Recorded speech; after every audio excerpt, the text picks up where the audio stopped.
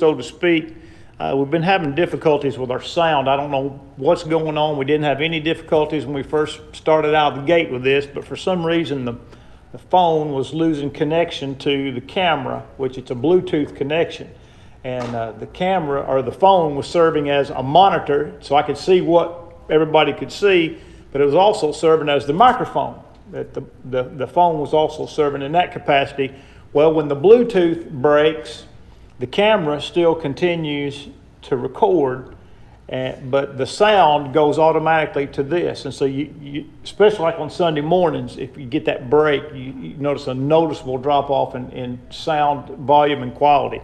So a friend of mine, one of them that got me started with this, recommended this microphone system and hardwiring into the camera. So we'll see how that goes tonight. And even if we lose a Bluetooth connection temporarily, everything should still come off in good order. And I'll check when we get home, check the sound quality, see how that works. But that's just trying to make improvements where we can. I mean, I don't know how many of you realize it, but we have literally hundreds of views every single week on every lesson that we do, anywhere from 200 to 500, 600 views, a lot of times depending on topic. But if you were here Sunday night, when we did that right there, when we put that screen on the Facebook, we had people sending us song requests nonstop from start to finish. And that was actually just a test drive for people to send in Bible questions. What's that? Yeah, we're going to start using this mic for the singing as well. Yeah, it'll help. Well, another thing would help is if we had more than 22 people here. And then what would help in beyond that is if we didn't have 22 people scattered from the front to the back. So if we moved everybody at least from, say, about here on up, that would also be helpful. But I'll probably put the mic up on the stage or somewhere where we can get a better sound. But like I said, last Sunday was just a test drive for something that we're doing on Sunday nights. We're going to take Bible questions live. Lord willing, starting probably this coming Sunday night. But anyway, just kind of give you an idea about what we're trying to get done and trying to make improvements and do as much good as we possibly can. All right, looking at the mind of an encourager on lesson number 5, and the opening paragraph is, I think, extremely helpful to us as we think about it. That says, organic illness cannot account for all of a person's health problems. And what is meant by that is bacteria and viruses, etc. Obviously, those things affect our health and can affect our health. Chemical imbalances, that would also be with regard to our physical health. But these are not the sole causes of physical ailments, and that our mental state and the way that we think also can affect our physical state. And says that death or disease and health are often rooted in thought. That fear and anxiety can cause digestive and circulatory problems. We know that stress causes high blood pressure. It can lead to heart attack and stroke and all types of what we call panic attacks. There's lots of things that can come from the mind.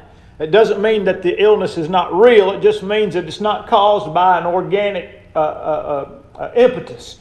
And so as we think about all the problems that people suffer either from guilt or shame, unresolved conflict, all of these things can affect us physically speaking. By the way, and I didn't even think about this till just now, but go back, just if you want to do this, go back and look at every single president's first picture of his first inauguration.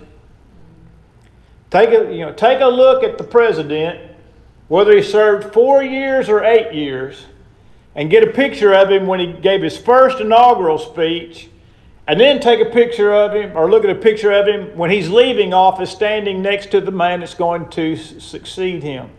And you see that it ages a man incredibly, even in 4 or 8 years. Well, that's not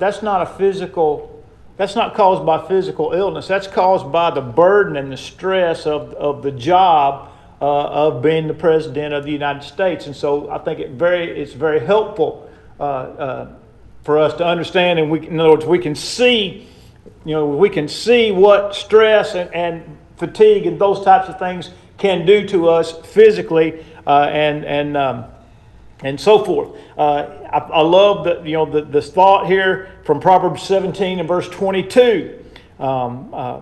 Whereas negative thinking and thought patterns can have a negative impact on our health, also the converse is true, that positive thinking and forward good thinking can contribute to good health. And the proverbialist said in Proverbs 17 and verse 22 that a merry heart doeth good like medicine, but a broken spirit dries the bones. Now, of course, he continues that, said, holy thoughts can provide serenity to replace destructive stress, and there's an undeniable connection between a person's mental and physical well-being. But before I move any further, I just want to make a couple of notes here. Because I have a number of friends, of course, I'm blessed to know a lot of people, just because I get to travel a lot and be around a lot of different people. But I know a lot of people who suffer from various forms of anxiety and depression. And one thing that is oftentimes said to these folks is, well, they just don't have enough faith in God, or they don't trust in God enough, or they don't pray enough, or if you'll pray to God and have faith that there's no need for you to take medicine if you'll just pray enough.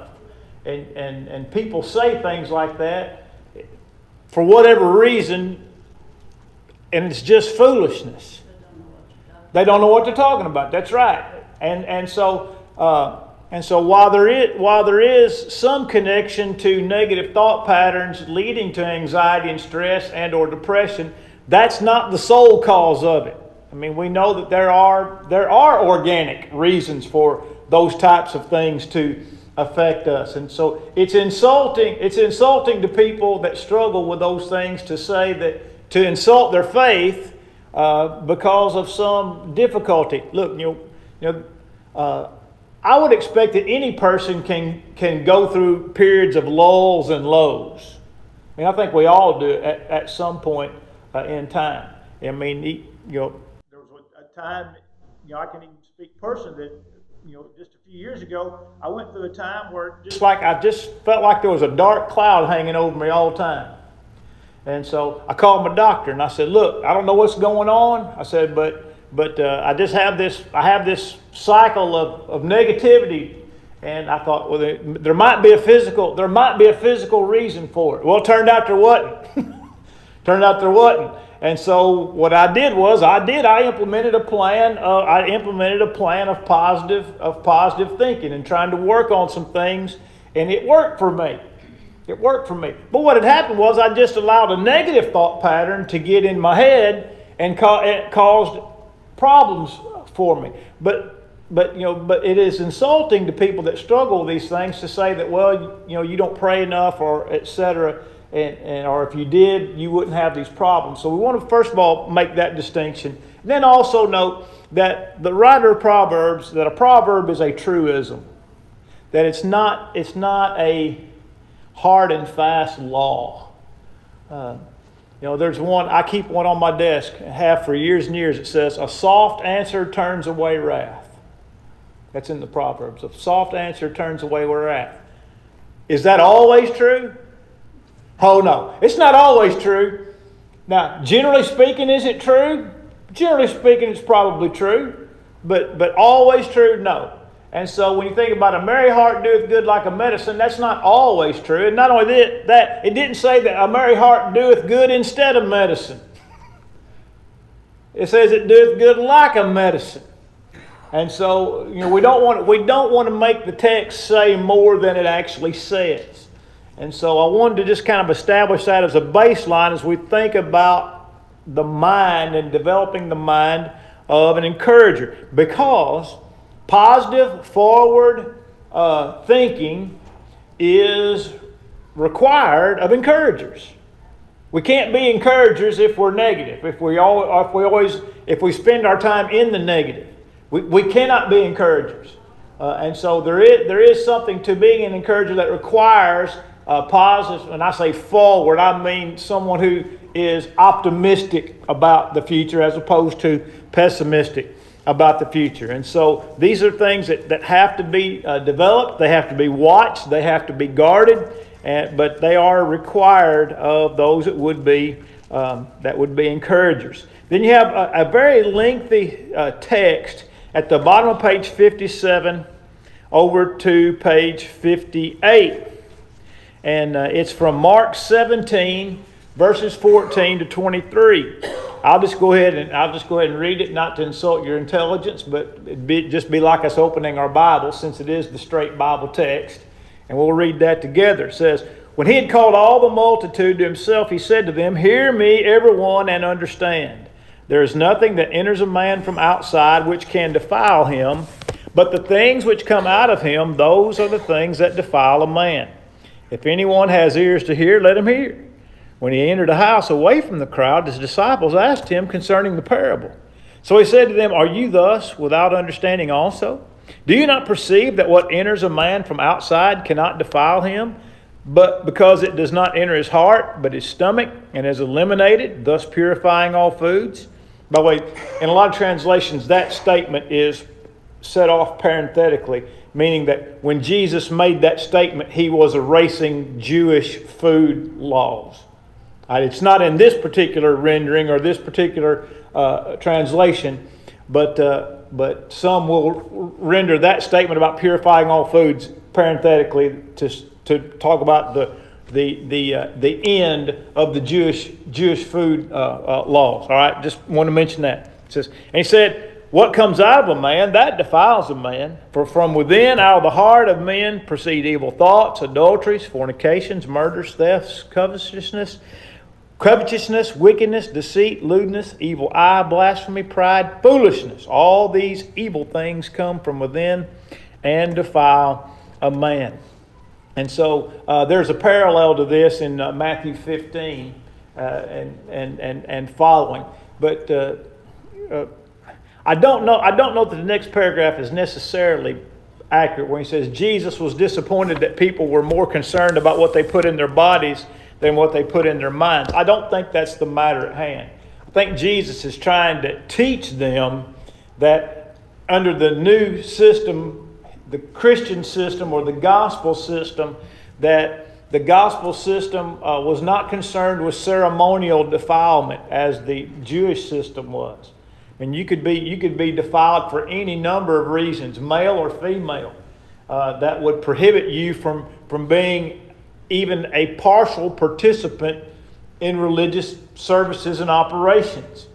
For example, after the Passover was instituted, after it came time for the first Passover, this is about Numbers chapter 9, if I'm not mistaken, and two men came up to Moses and said, "We cannot observe the Passover because we are unclean, because we have touched a dead body." Perhaps somebody in their family had died. They had to make preparations. They touched that body in the preparation of the burial of that body. So Moses says, "Well, wait here. Let me go ask the Lord what we need to do."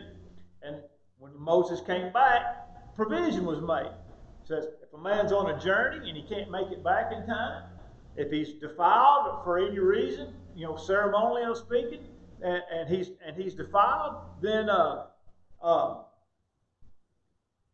1 month to the day, in the 8th month on the 15th day, you will observe the Passover. And so provision was made, and so that was something that was very integral to the Jewish system of faith. And so Jesus is trying to get the mindset from it's not a ceremonial uncleanness that we need to be concerned about. We need to be concerned about the heart, because that's where the true defilement of a man takes place. And by the way, that was also true under the old system. A man still be defiled by his heart, but nevertheless, I think that's the emphasis that Jesus is making here. Not that he's disappointed that they're not concerned about how they live. I think he's trying to get them in a different frame of mind. And even his disciples were making those questions. Then in that next paragraph under the reading section, the next to the last line on the far right where it says, lingering thoughts are absorbed into the personality and manifest themselves in words and deeds. I want to focus on that thought right there. Lingering thoughts are absorbed into the personality and manifest themselves in words and deeds. Think about this. Just by and large. When someone commits a mass murder or a serial murder or serial murders, and that person is caught, and they go to that person's house, what do they generally find? Do they find a house just like all of ours that's neatly kept and you know the latest edition of the local paper's on there and everything looks perfectly normal? Or do they usually find something else? You know, they'll find some kind of obsession. You know, for example, if somebody like, and I'm just using this as an example because I don't know that happened for sure, but let's just say the guy that perpetrated the attack at the Orlando nightclub. I mean, do you think that's the first time that guy ever thought about killing homosexuals? Or do you think he might have been thinking about it for a long time? In other words, that thought got in his head and it stayed there and it stayed there and it stayed there and he dwelt on it, and pretty soon it wasn't just enough to shout at the television, you know, or to shout at the computer screen or to shout at your smartphone. Now all of a sudden I got to do something about this. Well, like I said, he didn't decide one day to go buy a gun and a bunch of ammo and the next day go and kill a bunch of people. In other words, that mindset, that's how those things happen. By the way, Timothy McVeigh, the guy that blew up the federal building in Oklahoma City, he didn't become an extremist convert overnight. I mean, there was a long history of hatred to the government and different things. And so now, obviously, not everybody or close to everybody would go to that extreme. But think about this. You start thinking about adulteries. You know, that was in that list that we just read. Adulteries and fornications, blasphemies, and those types of things. You know, a guy just doesn't decide one day to go out one day, you know what? You know, he's got a perfectly happy marriage and he decides one day, I'm going to go out and cheat on my wife this weekend. That doesn't happen. He just doesn't decide. In other words, there's something wrong. There's something amiss, either with him or his wife or both of them.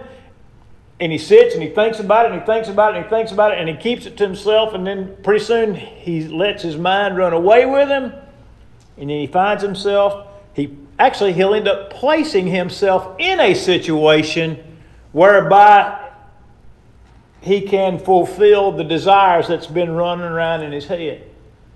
And so that's why this idea of lingering thoughts is so important. In 2 Samuel chapter 11, we read the account of David and Bathsheba. All right? Open your Bibles to 2 Samuel 11. I want us to look at this point and this principle for a moment. And then we can look at some others as well. But 2 Samuel chapter 11.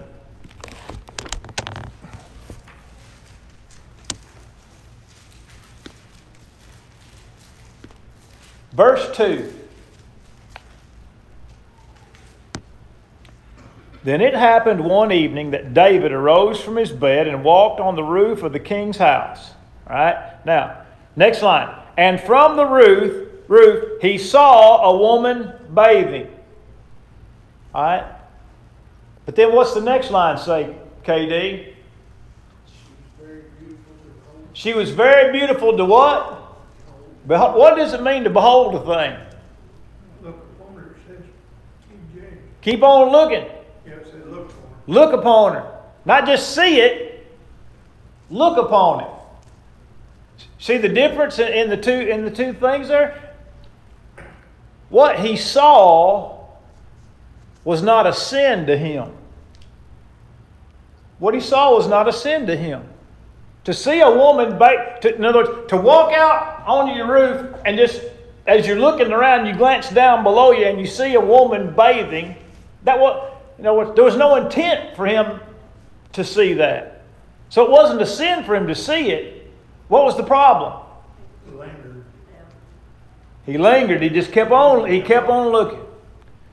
You know, we can see a lot of things.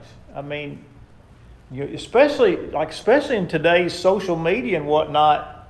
You know, they can throw stuff out there and you can see it in a heartbeat. But you know, the immediate response is, if it's something I don't need to see, is delete or move forward or whatever. Now they've done a little bit better job in recent years of keeping a lot of that stuff off of the mainstream, but whether it be in social media or whether it be at Walmart or whether it be at the beach or wherever it is that a person might be, it's not a sin to see something when there's no intent to see it, but to continue to look, the lingering, therein lies the problem. And that's what happened with David, is he kept on looking. And then on top of that, he must have looked long and hard enough that he made an inquiry about her. Who is this? And by the way, they didn't tell him her name is Bathsheba. They told him that is the wife of Uriah the Hittite. Not just Bathsheba. That is the wife of Uriah the Hittite. By the way, Uriah the Hittite was one of David's mighty men. You know, he was one of the 30 most valiant men in all of the kingdom. It was David's mighty men. So it wasn't like the name Uriah the Hittite didn't mean anything to David. But he had it in his mind. And he kept it there long enough that he was willing to do all the things that we read moving forward. I got to think about this. This don't have anything to do with anything, but I got to mention it anyway. I'm going to assume that Uriah the Hittite was a faithful Jewish man, given the integrity of the man. When David had him killed, he went to paradise, just like all righteous people do. Now, when David died, he went to paradise. Right?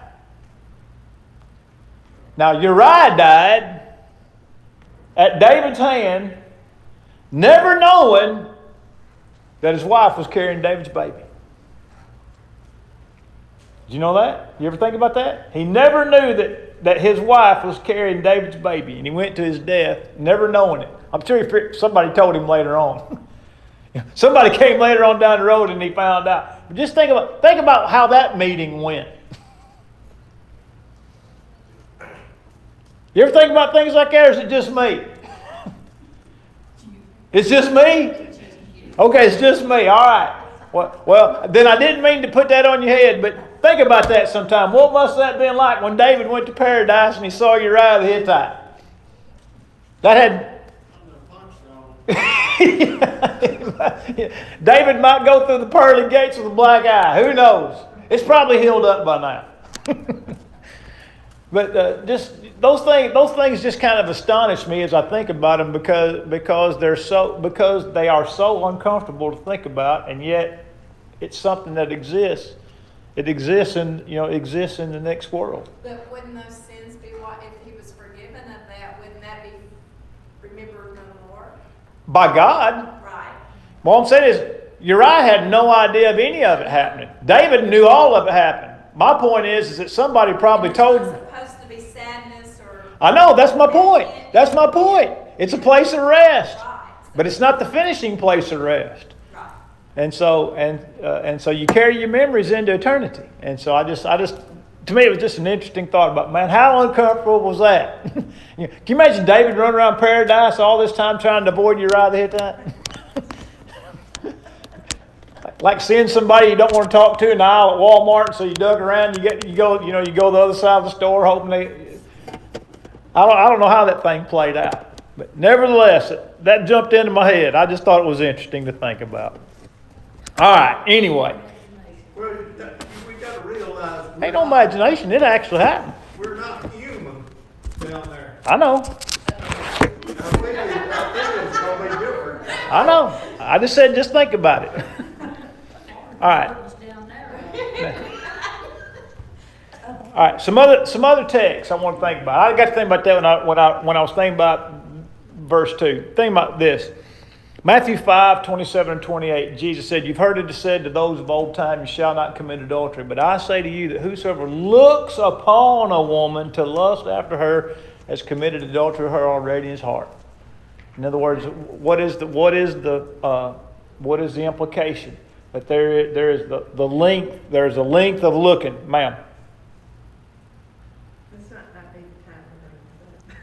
You going to talk about David and Uriah the Hittite again? Okay.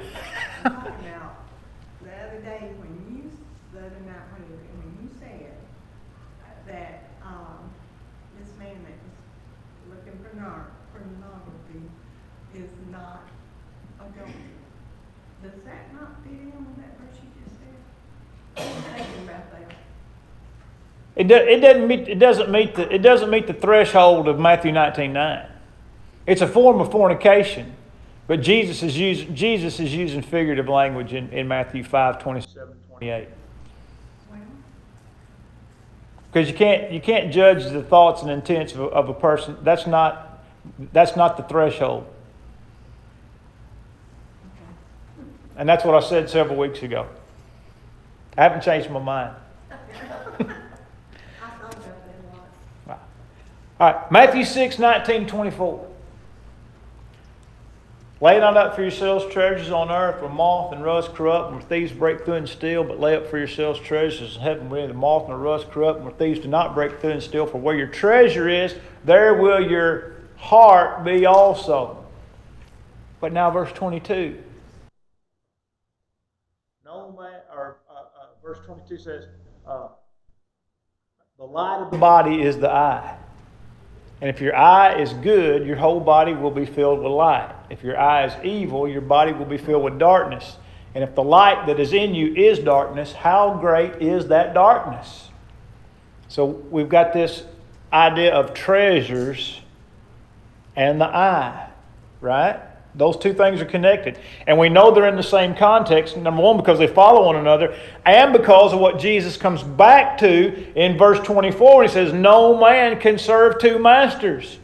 Either he'll hate the one and love the other, he'll hold to the one and despise the other. You cannot serve God and mammon or money. And so we know 19 to 24 is all in the same context. But wherein lies the problem? Right in the center of it all. My eyes. In other words, what I think about. If I'm thinking about trying to be wealthy or whatever, then all of a sudden my mind dwells on those things. And then those things lead to, for example, perjury or dishonest business practices or pilfering or outright stealing or other things. In other words, I didn't just decide one day I was going to steal from my company.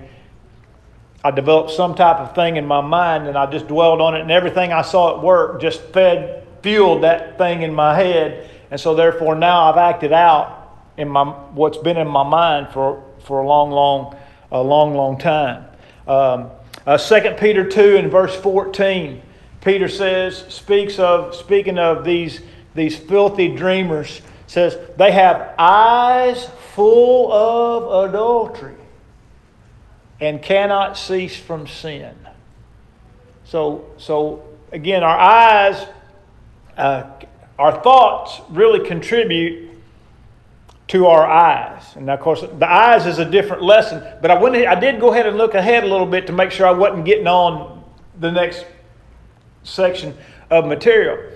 But the point is that our mind affects our eyes, and our eyes affects our mind. Now you say, well, how does your mind affect your eyes? All right. Well, I know a thing you could say.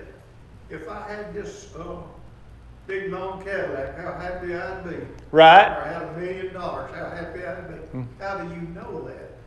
You don't know that. No, you don't. You don't know how it's going to affect you. Right. But how can the mind affect the eye? And what I was thinking was that there's a story told about a king who commissioned two of his servants. The first servant, they were commissioned separately. The first servant was commissioned to go and find all the weeds that were in the kingdom, all the different kinds of weeds that were in the kingdom. And the other servant was commissioned to go and find all the flowers that could be found in the kingdom. And when the first servant came back, he said, King, he said, I would have never guessed it in 1,000 years. He said, this place is full of weeds. So everywhere I looked was weeds, weeds, weeds. I couldn't turn to the left or to the right without finding weeds. Well, then the next servant comes in and he says to the king, King, he said, I really got my eyes open with this commission. He said, I never realized how many flowers there were in this kingdom, how much beauty there was. Everywhere I turned, I saw some new color, some new flower, some new petal shape. So I never saw it before. All right, well, both men walked the same piece of property, right? But their mind affected their eye. They saw two completely different things because of what was in their mind when they set out. Now, in our modern society, we've got these so-called social justice warriors. All they see everywhere is injustice. It's just, the whole world and the United States may be the worst nation ever in the history of the world. We're the worst. There's injustice everywhere. I mean, you can't go dig for worms without finding injustice. I mean, there's just injustice everywhere. Of course, they make their living selling the idea that you are a victim.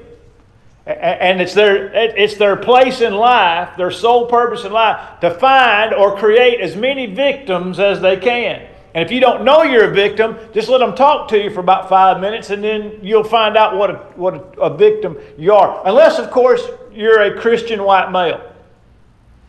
Then you can't be a victim of anything, because you're the cause of all evil in the world. All right? But we live in a society now that is searching for victimhood. They're searching for everybody's got to be a victim. That way, if I'm a victim, I'm not responsible for my circumstances. Somebody else can be blamed for my circumstances. And if I can holler loud enough and get enough people to holler with me, I'll get somebody to cut me a check to recompense me for my victimhood. Now, if you don't think that's real, I direct your attention to Al Sharpton's deal about 2 weeks ago, where he had about 15 Democratic candidates for president up there, and every single one of them said they would support paying reparations as a repayment for slavery. Now, I'm not a mathematician or anything, but as best I can tell, slavery ended about 155 years ago. And a lot of the black folks in America now never were slaves and aren't even the descendants of slaves. And a lot of us white folks never owned slaves and aren't the descendants of people who owned slaves. So who's really going to pay and who's going to get paid? But every single one of them said on national television they support paying reparations to repay people for slavery. Now, when you get people to buy into that foolishness, what have you done? You've created an entire class of victim status. And by the way, it's my fault. It's my fault, right? It's not their fault. It's my fault. And so this idea of creating victimhood is a problem because it affects the person's mind. A person who is looking for victim status, by the way, can never be an encourager. Can never be an encourager. It's just not. It's not humanly possible to look at the world like that and to be an encourager. Let's see. On down at the bottom. Well, let me just wait a minute. Let me just say this. I'm going to skip a section and come back to it. On the bottom, page 59, on the revealing of a man, it says, outer conditions are frequently related to an individual's inner state.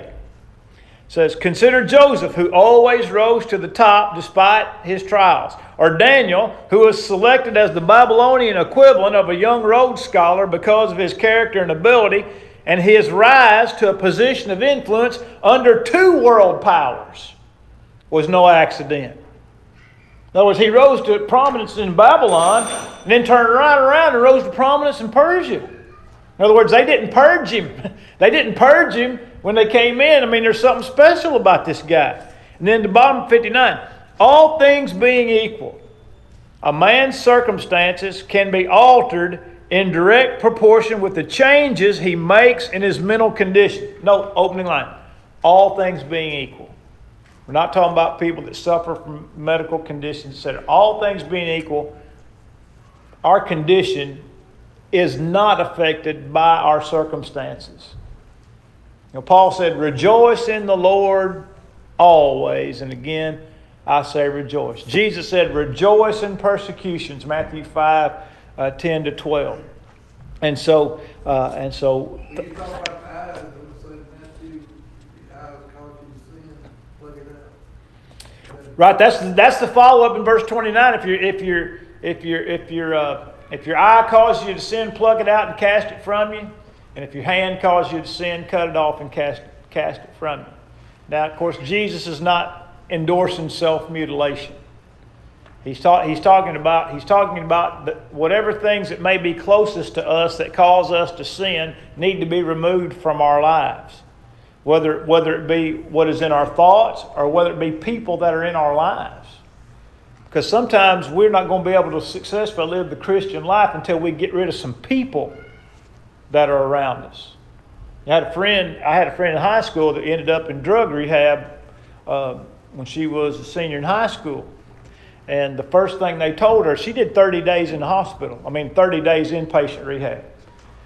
And the first thing they kept drilling into her head and over again was, you're going to have to find new friends. You're going to have to find new friends. Well, she never bought into that. And she got out of the hospital and went right back to the same group of people that she was running with before. Guess where she ended up about 2 months later? Back in the same hospital doing another 30-day rehab stint. Guess what they told her the second time? The same thing. You're going to have to find new friends. Do you think she listened the second time? Nope. And spent the rest of her life involved in drugs and alcohol, and now she's dead. Been dead a handful of years now. But never did. What happened? She wasn't willing.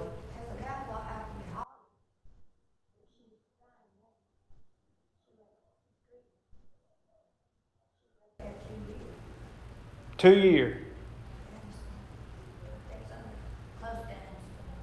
But you got to, whatever those bad things are, have to be cut off. We can't allow those things to stay close to us. I think that's what Jesus is talking about, whether it be things or whether it be people. That no matter how precious we think it is, if it causes me to sin, I got to get rid of it. I got to separate myself from it. And so I think that's the gist of Matthew 5:29 and 30. All right, so we had one bell. I'm not going to have time to come back and do justice. I want to come back, or when we do come back, and I'm teaching. We'll come back to page 58 under the section in his most joyous epistle. But next week will be lesson 6. The eyes of an encourager. So I would encourage you to go ahead and prepare yourself for lesson 6.